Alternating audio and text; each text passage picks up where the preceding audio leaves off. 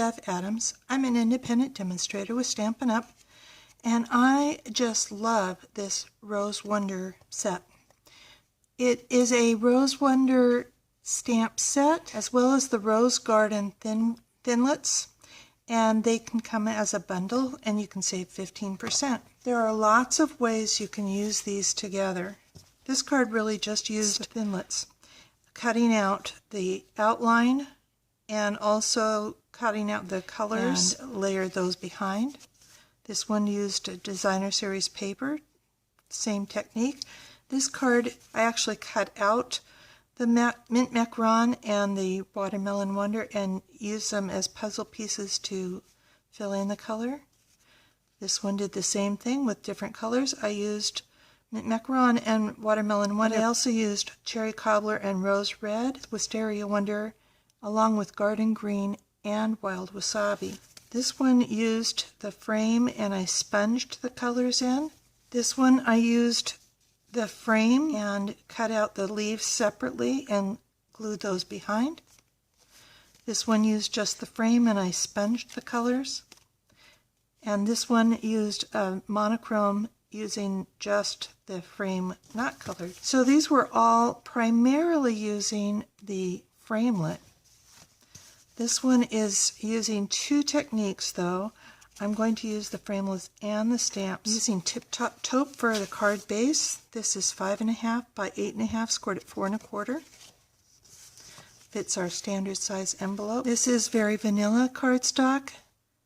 This is 5 by 3 3/4, and a piece of Watermelon Wonder, that same size. This is actual watercolor paper.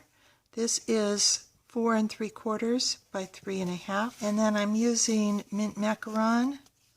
This is 1.5 inches square. This is 2.5 inches square, and the Watermelon Wonder is 3.5 inches square. All these dimensions are going to be on my website. I got this stamp set. I'm like, oh, I thought this was going to be bigger. It is. This is only 60% image, so the stamp set really is quite large. In fact, if you get the clear set, you will need the F block for this large stamp. I'm going to use the embossing buddy. I'm not sure it's needed for the watercolor paper, but I'll use it just to be safe. And I'm using Versamark, and this is such a large stamp that I'm going to actually leave the block on the table and bring the cardstock to the block. I'm going to stamp with the corners of my paper at the corners of those leaves. I want to get good pressure, so I'm actually pressing with a D block. Turn that over. And I'm using just a scrap of paper, and I'm using clear embossing powder on this.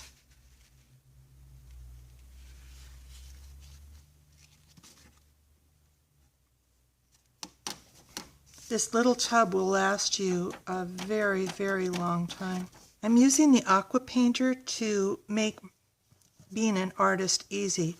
I'm going to squeeze the Watermelon Wonder stamp pad and get my ink into my palette. I'm going to squeeze quite a bit of water on my rose. You want it to be almost puddling on those petals. And the clear embossing will show you exactly where the paint goes, and it will also keep the paint in the proper place. So you don't really have to worry too much about staying in the lines. Then I can pick up a little bit of the color and it just fills in.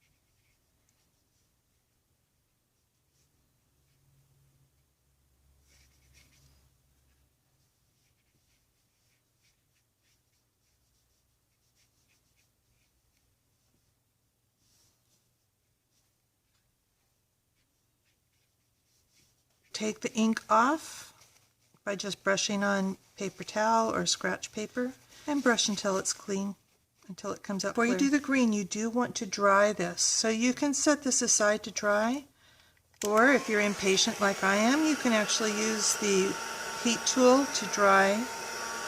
It does push the water a little bit, so you don't want to push it out of the petal area.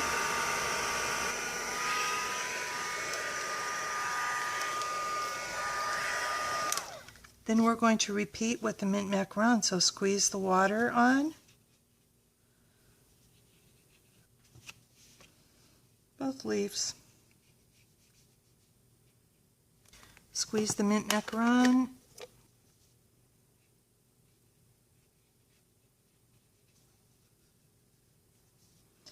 And you can decide how dark or light you want it by how much ink you pick up.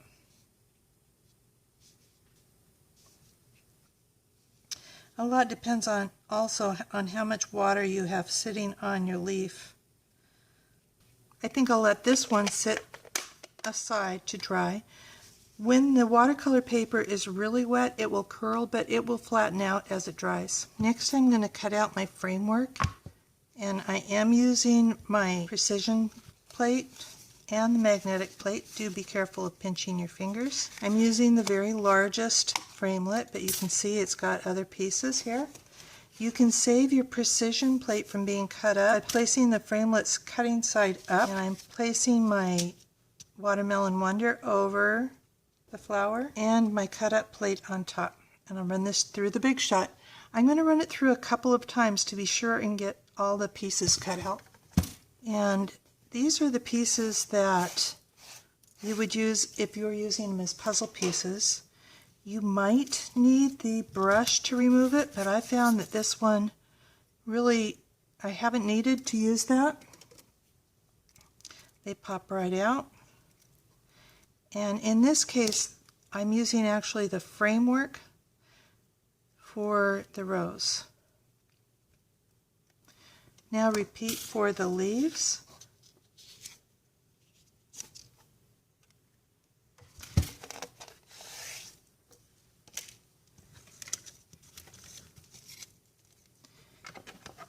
And again, you could use these pieces for a different card to use as your puzzle pieces. Really could probably make 2 or 3 cards all at the same time. You are going to trim the rose part, bring it around there, so you have one leaf. It's okay to leave some of it because it will be kind of under your rose. It'll help with your placement. And now you're going to trim the leaf off the rose.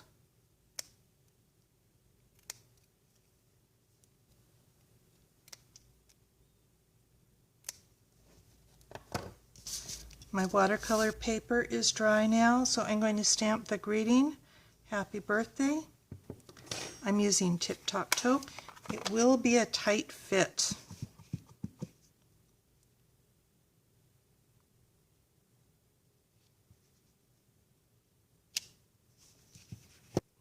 I'm using the fine tip glue pen. You really don't want to squeeze this, really. It just needs a little bit of glue around the edges. You also want to be sure and get, you see how that's like one big flap?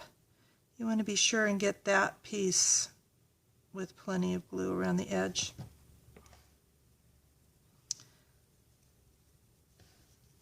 And then place this over. You're actually going to be covering up where you embossed. Oh, and I wanted to put the leaves down first. I think I can tuck them under.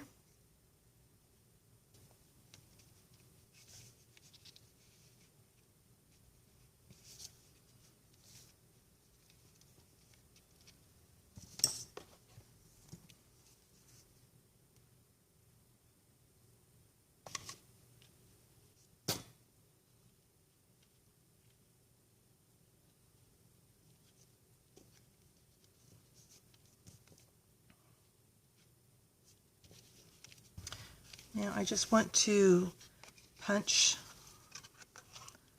here. I'm going to thread this gorgeous Watermelon Wonder ribbon. It's an inch wide. I'm just putting it through an 1/8 inch hole. And you could tie a knot in it like I did on this card, but I think I actually like it a lot better just pushing it through, which gathers up the ribbon.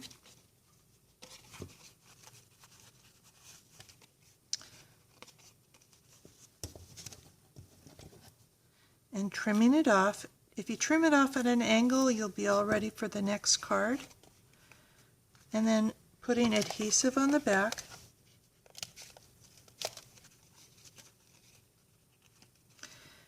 And you see how I went the same direction with that end. And I just think that that's just a beautiful way of using this gorgeous ribbon. And it doesn't add any thickness for postage. This is the inside of the card. I'm going to use Watermelon Wonder. There is a framelit to match this, but I'm just going to stamp. What a beautiful blessing you are to me, and this is in the Tip Top Taupe. Now we just need to assemble our card. Bringing back in the card base. I like to use the multi-purpose liquid glue. Center that. Bringing in my Watermelon Wonder.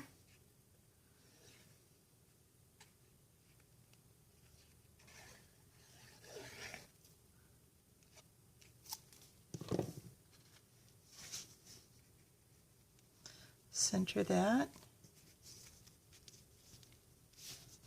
You might want to hold that for just a little bit, or you can use your stronger adhesives. Using dimensionals on the back of this one. One in each corner and one in the middle. Plop that down in the front of my card. And there you have it. If you have fallen in love with Rose Wonder and the Rose Garden Thinlits like I have, come on over to bevadams.com and I will have the directions that you can print off for yourself and links to all the products that you'll need from Stampin' Up! Thank you for stopping by. Talk to you soon.